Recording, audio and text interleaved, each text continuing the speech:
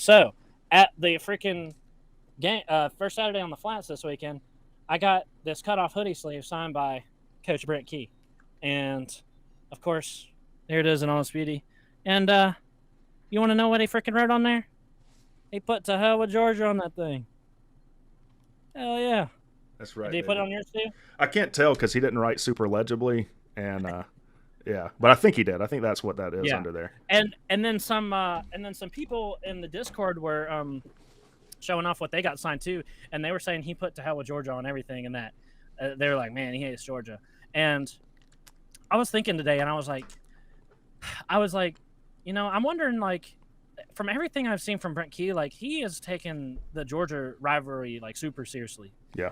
Like, everything he said, from his introductory press conference to what he says in interviews and like at ACC media days, and then now to even this putting "to hell with Georgia" on everything. He is, I mean, he's been through the school, he's played for the school, and he just gets it.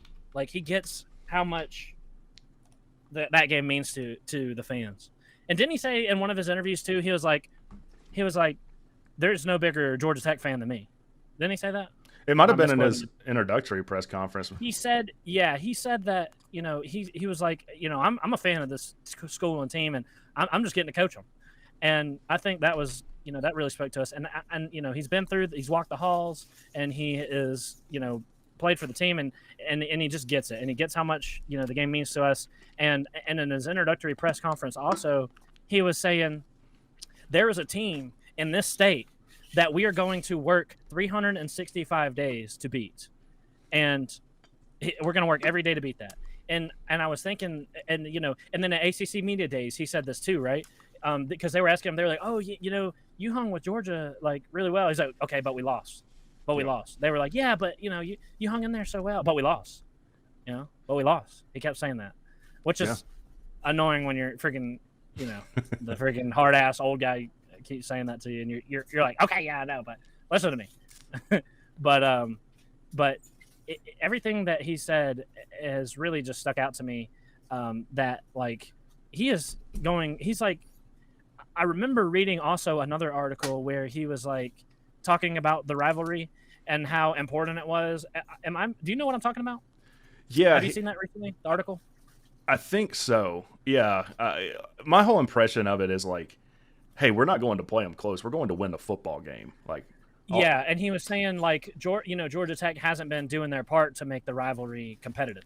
see if I can find it. And yeah, and so between that and then working 365 days to to beat them, I just and then even to the proof on the field of what he was playing, of how close he played them last year. I mean, he had that team as good as you could have a team ready to play Georgia, which is the 15-0 national championship. As much as I freaking hate to say it, Yeah, okay, as good as you could have a 5-7, a 5-6 freaking team with two hurt quarterbacks and an interim coach. As good as that team could be prepared to face them, they were, and it was awesome to see.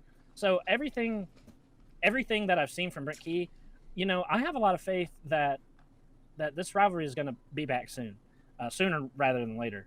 And I think, first of all, I don't think Georgia is as big and bad and far away from everybody else as they freaking think they are. Okay, I mean, it was clear that they were sleepwalking through the Georgia Tech game last year. They don't take us seriously. They don't see us as any kind of threat. Nobody does nationally. Nobody freaking does. And especially not Georgia. They think they're so big and bad. I don't think they're as far away as everybody thinks. And same thing with when they went on the road to Missouri. They about lost to this freaking Missouri, and Missouri was trash last year. Okay, Missouri was absolute trash, and they about lost to them. So no, Georgia not as freaking far away as everybody thinks. First of all, and second of all, I can't help but feel like Brent Key. He doesn't seem to me the type of coach to do this, but as much as he hates Georgia and realizes how important the rivalry is, I can't help but feel like he might save a little something for him at the end of the year. yeah, Perhaps scheming something up or doing some concepts, that otherwise would do up until that point in the year. You know what I mean? Does that Yeah. sound? No, well, one, I found the article. Two, I think Brent Key has as much disdain for Georgia as a guy like Yeah. Spurrier does. Like, there's bad intentions and bad blood as far as he's concerned between the two. Mm-hmm. Now, what he said is he was asked about the rivalry and how good Georgia is. And I'll say this. This is what's so insane to me about Georgia fans. Anytime someone plays Georgia well, it's always, well, Georgia just – we were sleepwalking through it. We weren't playing well. It's never that the other team just came out and got the better of you for however long, So that's curious to me. But Key says, is it annoying? Heck yeah. Kirby has done a great job. He has. And I told him, we've got to do something about that, which I like because it's not like this complaint or anything. It's like, hey, it's on us to come up and play good football. And I agree with that. He says, what pisses me off is to look at lists of the 10 or 20 best rivalries in the country and not have clean old-fashioned hate on there. That's bullshit. Yeah. That's what it says on here. But at the present time, well, they censored it, but at the present time, they're probably right, so we've got to do something about it. It really gets on my nerves. This is someone else. Anyways, yeah, I do think Key might save something for him, and if, we should have been ahead at half last year, and people are like, Georgia fans will say, oh, well, we pulled away and stomped, whatever. It should have never been close. How do you let Zach Gibson and Pumachan run right down the field on you? And for the defensive genius that Kirby Smart is supposed to be, how does your defense with Pumachan at quarterback running a play fake, you bite on it like Margot Robbie just rolled by, and your jaws are on the floor on the pad? There was a 0% chance Pumachan was going to throw that football there. All right? So, yeah, I do think he's got something for you. I think he's got something for you this November. All right? Me and Sea-Dog will be there, I'm sure. We'll both be at that game. We'll be there. And, Key just doesn't seem like the type of coach to hold back in any way. And I don't know if this is like a fan concept of coaches doing this. Like, they're saving something special. They're for the rivalry games. I don't know if that's just voodoo or something that the fans conjure in their minds, but I feel like if it were to be any game, it would be the Georgia game because he just realizes the importance of it. And I think that it's going to be sooner rather than later that game is competitive again. First of all, I don't think Georgia's all that. They're not going to freaking be on top of the college football world forever. And I think that, Georgia Tech is going to be much better in the coming years. And, something also, I'm 25 years old, right? Mm-hmm. So it might have happened when I was like 1 or 2. But I don't really count that. I have never seen Georgia Tech beat Georgia at home in my entire life. Never in my entire life. I've seen us beat them 3 times, and all were in Athens in 2008 and then 14 and 16. So, I think that, Key looks at that and understands that that's not okay. And, we were going through watching the Tennessee-Alabama game from this past year. We were watching that earlier today in the living room, and we were just watching the fans flood the field and tear down the goalposts in the sea of orange after finally getting that monkey off their back. That would be a scene that I would hope to see here in the next few years. Well, we have a plan for it. We've already talked about. Thomas Lawson says, "Is UJ all y'all can talk about though? I mean, come on, guys, haha." And I get like you're being kind of lighthearted. Here's the thing: rewatch the stream and do a ratio. Now I know you're a UGA fan, so ratio is probably a tough concept of how much time I actually talked about UGA versus other things. And I'll even take one out of Nick Saban's playbook. So for comments like that, I ain't got nothing for you. Talk to the Diet Coke can. All right, I don't have a response. This might be funny for me to say or something. I don't really care. I would actually consider myself a Georgia content creator.